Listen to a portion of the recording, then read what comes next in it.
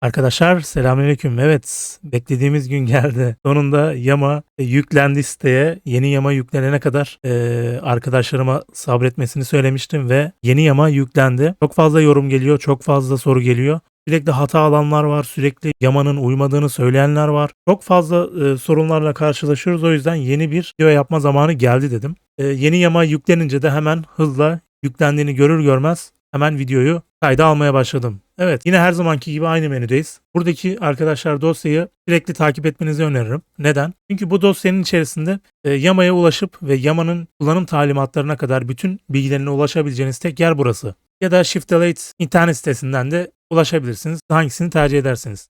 Şöyle yapıyoruz. İlk başta arkadaşlar oyunun sürümünü öğrenmemiz lazım. Sonuçta şu anda yaptığım videoyu belki bir yıl sonra izleyecek olanlar olacak. O yüzden size tekrar baştan anlatacağım ben bu kısmı. Öncelikle eski videomdaki Türkçe Yama kullanım talimatları sistemi değişti. O yüzden bu sistemi de tekrardan güncellemek istedim. Onu da belirteyim. Şimdi buradan arkadaşlar sitenin No Man's Sky'ın orijinal web sitesine giriyoruz. Bakın burada en son gelen güncelleme yazıyor zaten. 6.0, 6.02 ve 6.03 gelmiş. X'lerle beraber patch notu gelmiş. 6.03'ü burada gördünüz. Belki siz bir yıl sonra izleyeceksiniz. Burada 7.5 yazacak. Yani orasını bilmiyorum. 6.03'ü gördünüz, kapattınız ve buraya geldiniz. Bakın burada 6.03'ü gördünüz. Tarihine kadar yazıyor zaten adam. Ellerine kollarına sağlık. Yani tekrar söylüyorum. Erdem Sarp arkadaşım gerçekten emeklerine, eline koluna, bacağına sağlık. Her neyse. Şimdi hemen ürünün indirme linkine yani buraya geliyoruz. Buradan en son sürümü indiriyoruz. Bakın burada 6.0.3 diye bir zip var. Bunu indiriyoruz. Bakın buraya geliyor.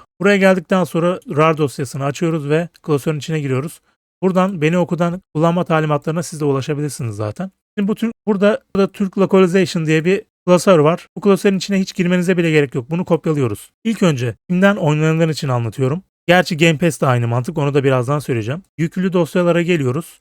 Burada arkadaşlar bakın Steam, Steam Maps, Common, burada No Man's Sky, bakın Game Data. Buraya girdiğimiz zaman bunu ben sileceğim. Tekrar baştan yapmak istiyorum çünkü.